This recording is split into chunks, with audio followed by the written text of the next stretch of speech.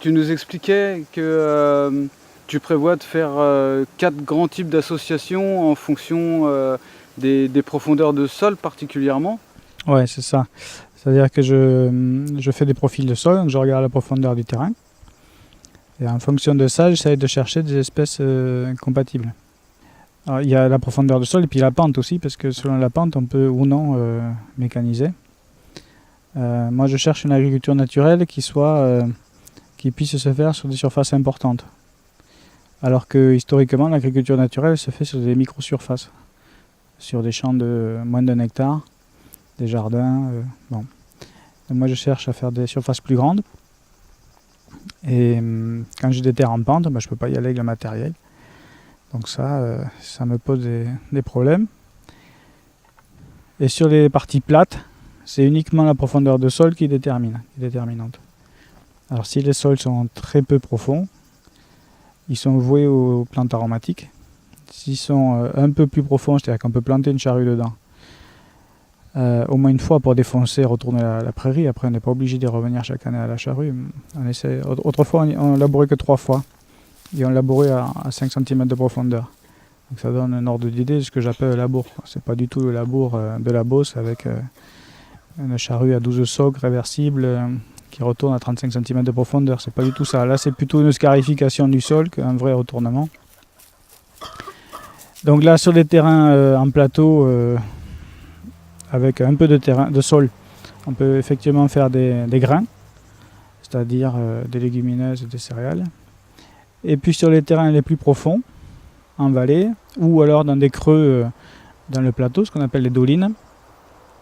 En général, une doline, c'est une grotte souterraine qui s'est effondrée, et ça fait un dénivelé. Et dans ce dénivelé, il y a une accumulation d'argile, de débris, etc. Donc on a un peu plus de terrain. L'inconvénient, c'est qu'il est un peu plus acide et un peu plus lourd. Alors on ne peut pas non plus faire tout ce qu'on veut dessus. Voilà, donc ces terrains de dolines et de vallées, là on peut cultiver des plantes un peu plus exigeantes. Alors spontanément on pense au maïs, aux pommes de terre, mais il faut rajouter à ça des cultures plus classiques comme le blé. Le blé est une plante exigeante, la fève aussi, qui s'associe bien avec. Voilà, donc au total ça nous fait effectivement des terroirs différents, alors que la ferme n'est pas très grande. Et malgré ça, on est obligé de distinguer. On n'est pas du tout dans la configuration d'un paysan de la Marne qui a des parcelles de 50 hectares et puis il fait toujours les mêmes choses. Il fait des grandes cultures et puis il peut faire des rotations sur ses parcelles. Là, on ne peut pas faire ça. Il faut vraiment adapter la végétation à chaque micro-terroir en fait. Et il y a une partie des plantes cultivées sont des plantes spontanées. Donc ça constitue finalement à une agriculture naturelle sayana, si je ne m'abuse. Oui, alors l'agriculture naturelle, si on la pousse à l'extrême, c'est plus de l'agriculture, c'est une cueillette. Et entre le jardin biologique sans traitement et la cueillette, il y a tout un tas d'intermédiaires qui sont les degrés de l'agriculture naturelle. Alors on essaye d'aller le plus possible vers ça, vers une cueillette pure. Ceci dit, on est des êtres humains imparfaits et on continue à cultiver des plantes qui n'existent pas dans la nature. Alors là, il y a 2 solutions. Soit effectivement on cultive des plantes spontanées, soit on cherche des plantes cultivées qui se rapprochent des adventices locales. Je prends un exemple. La gesse ici, c'est le pois de senteur qui est spontané. On va essayer de cultiver de la gesse cultivée, la Tyrus sativa. On trouve du panique par endroit, on va essayer de faire du millet, qui est la plante cultivée la plus proche.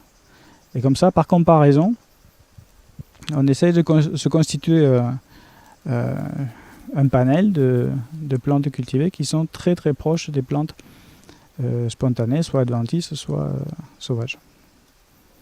C'est là-dessus qu'on essaie de travailler. Ensuite, il y a un deuxième élément, c'est qu'on essaye de garder des strates. C'est-à-dire de mélanger les espèces et de garder des strates. Donc sur toutes les parcelles qu'il y a ici, on garde des chênes, on garde des arbres, le plus possible. Alors c'est difficile avec les chênes parce que un jeune chêne a besoin d'autres chênes pour croître, pas très loin. Tout se passe comme s'ils étaient en relation par les racines, et ils peuvent pas, si on plante un chêne au milieu de la parcelle, il ne va pas venir.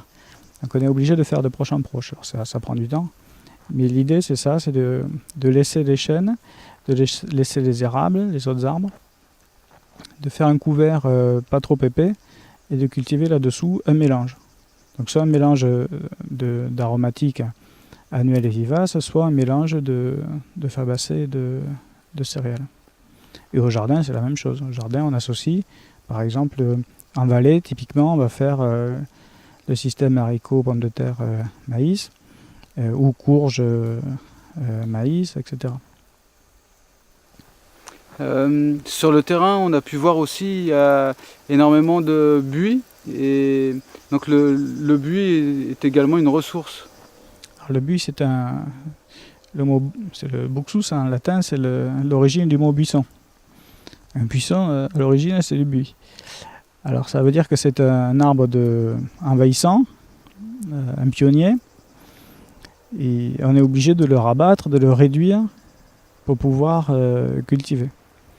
Ceci dit, c'est aussi un amendement très ancien, traditionnel, et le buis haché, broyé, a le même effet qu'un fumier par exemple sur un terrain. Donc ça c'est très intéressant, on peut le porter sur le jardin ou dans les parcelles. Le buis c'est aussi le bois noble par excellence. Donc quand on a la chance d'avoir des buis d'un certain diamètre ou beaucoup de buis de petit diamètre, ça a une valeur marchande. 1 mètre cube de buis sec, ça vaut 40 000 €, un ster. Donc c'est une ressource très importante, même si on n'y fait pas attention au premier abord. Alors pour le préparer, il y a quand même des difficultés. S'il vaut cher, c'est que c'est pas facile. D'abord, il n'y a pas de buis partout. C'est un arbre qui est difficile à couper et qui fend très très vite. Donc une fois coupé, on n'a que quelques heures pour le préparer, soit le scier et le préparer, soit le préparer directement, c'est-à-dire en le trempant. Alors il y a plein de préparations possibles, il y en a qui le font bouillir en Algérie par exemple. Autrefois on le faisait tremper dans des cours d'eau, mais l'inconvénient c'est que le bois blanchit. Dans le commerce actuellement on le paraffine, pour éviter qu'il dessèche trop vite. Et moi la méthode que j'ai choisie c'est de le tremper dans l'huile de lin. D'abord parce que l'odeur est sympa, c'est un produit recyclable, naturel. Il faut savoir que le buis on s'en sert aussi pour faire des ustensiles de cuisine. Alors c'est mieux de ne pas trop polluer le bois. Ça a aussi un avantage de faire ressortir sa couleur. Le buis a une couleur dorée qui est très recherchée, et si on le blanchit, ça fait baisser son prix. Donc ça, effectivement, le buis, c'est un atout majeur ici. Je pense que c'est la moitié des ressources de la ferme. Lui et les autres bois nobles, parce qu'il y a l'érable, il y a la lisier, qui sont aussi des bois nobles, beaucoup plus tendres, qui ont d'autres caractéristiques. La lisier, par exemple, on peut s'en servir pour faire des flûtes, des instruments de musique. L'érable, on s'en sert pour certaines pièces dans les violons. Donc il y a beaucoup de choses à faire. Moi, mon frère est fabricant d'instruments de musique, donc il m'a déjà passé commande de buis, j'ai déjà livré, et on va continuer à le faire comme ça. On cherche des bois qui ont des couleurs différentes, notamment pour faire des claviers. On fait des claviers à l'ancienne sur des claviers du Moyen-Âge ou de la Renaissance, qui étaient sans ivoire et sans ébène, qui étaient uniquement avec des tons différents de bois. Donc ça, on recherche ce type de bois très sec et locaux et de préparation tout à fait naturelle. Quand on a le cas de restauration d'instruments, par exemple, il y a un cahier des charges très précis. On ne peut pas se permettre de traiter au xylophène ou avec d'autres produits chimiques.